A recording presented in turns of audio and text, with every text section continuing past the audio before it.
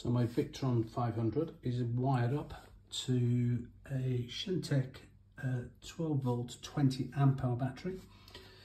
I've got this little battery meter on which shows it's 100% charged and at 13.7 to 8 volts, 21 degrees. Now, ordinarily I did have it hooked up to this eco-worthy 12 volt 20 amp battery, and I had them linked up in parallel, which meant I had up to 40 amp hours. Today I'm just going to run my 55-inch TV, and that shows on the back as average power of 110 watts, but I think it runs at about 50 to 65, something like that. So we're just going to try a 120 amp hour battery, and it's a good test for the Victron. So this is my TV plug. I'm going to plug, well actually before I plug it in, I'm going to make sure that the Victron is turned off. So I'm going to plug this in first, and really speaking, this Victron should be grounded, but just for the purpose of this test, I'm not going to bother, and hopefully nothing will damage. So it's plugged in, it's wired up, black to black, red to red. Excuse the wires, it's a temporary thing. I'm not going to leave it like that. It's not going to get knocked, so we'll make better connections. It's got a 100 amp inline fuse, which is a bit dusty, excuse it, because I've literally fetched it out of the garage. And like I say, 100%, 13.7 volts. It'll keep a rough eye on it anyway, it's not going to be exact. And I'm also going to link them up parallel, but we'll give this a go. So I'm going to click it on now. It's got two settings. It's got the on off, which obviously off in the center, and eco. So let's put it on and see if the TV fires up and see how much noise it makes. So hope it doesn't go bang.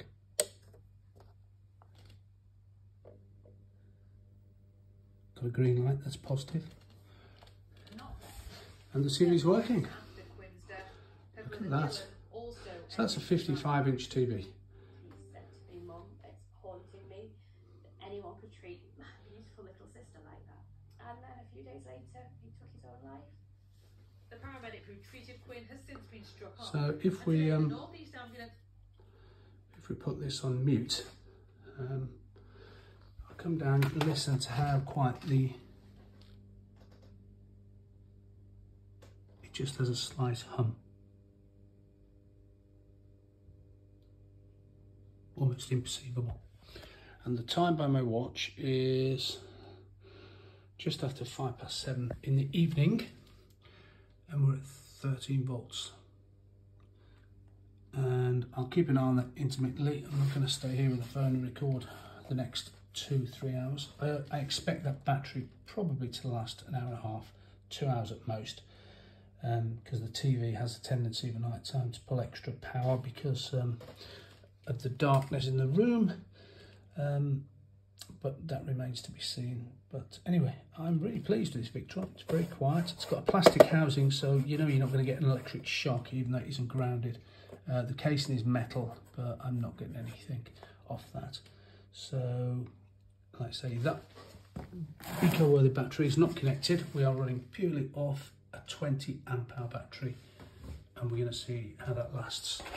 Let's put the sound on because we need to burn some energy. Whoops, my apologies. So there you go. We'll come back and see how it runs later. Okay, we're about an hour into it now, and TV's still running, and the inverter is silent still. I haven't heard the fan come on once, but the load isn't anything substantial, but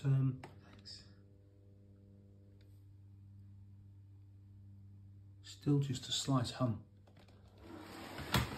It's not warm at all anywhere. It's cool. I've actually connected my Bluetooth VE from the MPPT charge controller. The old one I had, the new one I'm going to fit, has already got it built in. But yeah, there's the power still on. There is just a mild, and I mean a mild, just towards the end here, bit of heat. and it's well, it's not very much. If you used to probably touch your dog's ear, maybe that would be the heat. Even that might be too hot. But no, it's really cool, and this end is just nothing. It's like it's come out of the box. There's just a little tiny bit of heat just across there. And like I say, it's so heavy, I can't lift that with one hand. This is my strongest hand, I'm all right. Apart from the fact I can't get a proper grip, but they're so heavy one-handed. It's one hell of a unit, so if you're going to get one of these, just bear in mind that they are extremely heavy. Right now, the interesting thing is that's showing 12.8 volts and still 100%. But on the actual Victron app, via the Bluetooth, it shows the battery voltage as 12.67. So I'm more inclined to go with the Victron app than that. So remember, 12.67 is what the Victron app is showing, and that's showing 12.8. So it's a cheap and cheerful battery tester, just going to either side. I don't know how accurate it is, but there you go. I would rather go off the information from the Victron itself. So yeah, an hour in, and it's still chugging away quite happily. The cutoff voltage, I think, for this is going to be around about 10.6, 10.8 volts. I'm not too sure for this battery here, and then it should shut down to protect itself. This may even sound an alarm or even shut down before then. There are settings you can go into within this if you've got the Bluetooth and the app, and you can set those parameters to cut it down even shorter, go into eco mode and whatever. Like I say, I normally have it connected to the eco-worthy battery, but I think I'm just going to run these two batteries separate from each other rather than have them in parallel like I had before. But it's going to be interesting just to see how long this this battery, this 20 amp hour battery, lasts. You can do your calculations. The TV had on the back of it, like say, about 110 volts average. 110 watts average. But I put a watt killer plug on it, and it comes in about 50 watts. So I don't know which is telling me the truth, but obviously the variables on the TV, the colour changes, the light changes, the sound changes. So it may go up and down from anything from 30, 40 volts up to 100 and something volts. Watts, should I say, keep saying volts, watts. I don't know. I've not stress tested that battery in the slightest. I've done this test before, but on a different inverter. It was a cheap and cheerful one I've had about 7 years from China, and well, it didn't last very long. The battery, or the TV, should I say, that's the same TV that battery is running off. It lasted about 2.5 hours. And by the way, I forgot to say, the 2.5 hours was when those two batteries were in parallel with each other. So there's 40 amp hours. I think the inverter, the old inverter, was just consuming so much energy that it just drained these batteries. I don't think it was the TV. But in due course, I'm going to test these batteries, this and that one, both separately and in parallel. And I'm going to do each one. So I'll do a test on that one next, and a test on the Shentech one again, see whether there's any difference in power. Shouldn't be, but there may be. And I'll run the test just for continuity with the same inverter. Now I have got in the garage my new 100 amp hour lithium phosphate battery, and I will be doing a review, a more in-depth review on that very soon, along with this, and put that under a bit of stress, just to see how things go. But at the moment, yeah, it's running sort of okay, so we'll see how things go.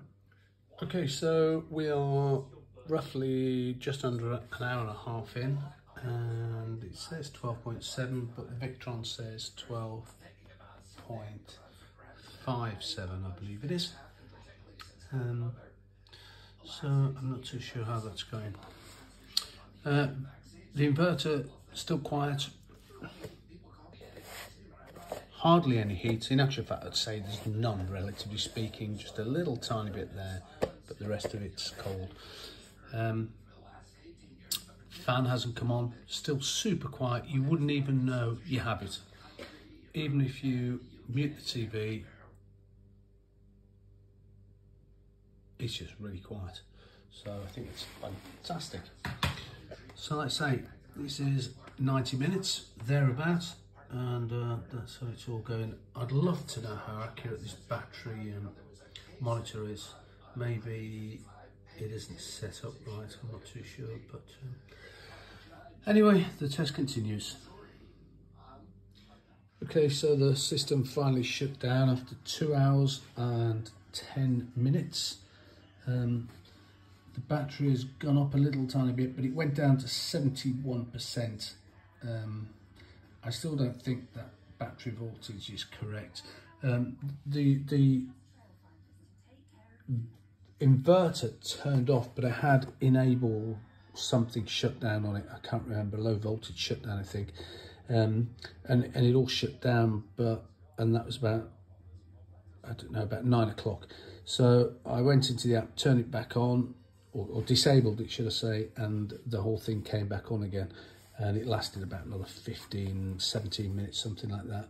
And then it just shut down. I had the red light here that was blinking for a good 20 minutes before it shut down. But that's it. It's I'm pleased with it. It's good.